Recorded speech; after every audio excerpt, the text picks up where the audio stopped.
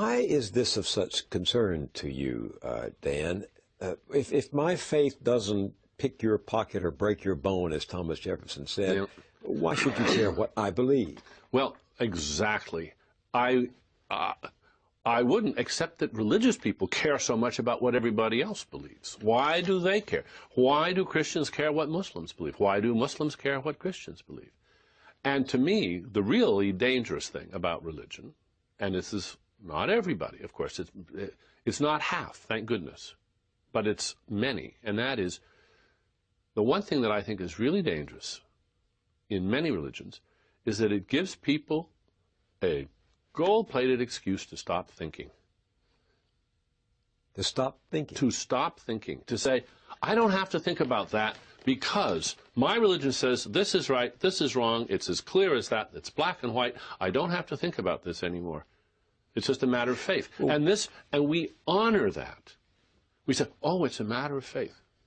I think we have to stop honoring people for stopping thinking. I think we have to say to people, fine, you have your faith, great. Your job then, your duty to your own faith, is to explain to those of us who do not share your faith why you're right about this. Let it be true that God told you. Let it be absolutely true. God told you this is the right way and these ways are wrong. Right. Your problem now is to explain to those of us that God didn't speak to why this is right. But as that story I told of what happened in the Presbyterian Church in Austin when the Christians denounced the minister for allowing an atheist in the congregation, and the atheist denounced the atheist for surrendering to the superstition of the church. You can't have a real dialogue between people who say, I'm speaking for God, and people who say there is no God to speak. Well, can you? I don't see why not. It seems to me that those people who have their faith, who believe so strongly in God, if they really believe strongly their God, they believe they're right, they believe that they occupy the moral high ground, they should be only too willing to sit down and put this not to the scientific test, but to the political, moral discussion test of talking about why they believe what they believe.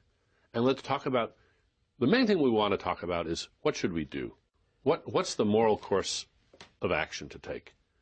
And if that is to be a reasonable discussion, we have to take a few cards off the table. Such as? The faith card. We have to take the faith card off the table. What do you mean take the faith card off the table? I mean, if one is a man of faith, one can't take the gene out. Well, you know, Lucille says you're wrong. You know who Lucille is? She's a friend of mine. She's always right. I can't play that card in an argument. It's just rude of me to say, you know, Lucille says you're wrong. You say, well, who's Lucille? I say, well, friend of mine, always right. End of the discussion. But we're confronted today by people who say they know the mind of God. And I think quote Scripture to reveal it. And I think the way we should deal with them is to say, well, that's very interesting, because now you've got a real problem. Since the rest of us don't know the mind of God, we can't share your direct line, so you're going to have to do the best you can in a secular discussion about what the right thing to do is. Are you up to the task of explaining to the rest of us who don't have your hotline to God why you're right? And don't just tell me that God told you. We know that. We accept that. Suppose I'm sitting here, I'm a Muslim, and I say to you, look, book 5, verse 44 condemns apostasy and says the heretic should be put to death. And I'm telling you that this is my holy script, and I believe that is the case. What do you say to me? I say, well, the fact that it says it in your holy text is an interesting historical fact, but it doesn't settle whether it's right. It just doesn't.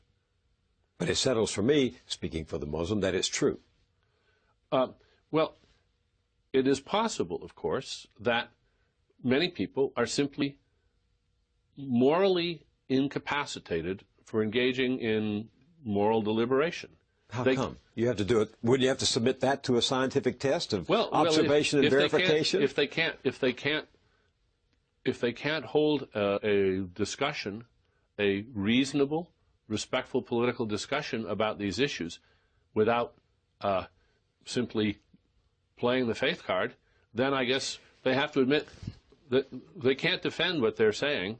I think the big problem that we have is we have been too willing just to let people play the faith card, and then it just trumps everything.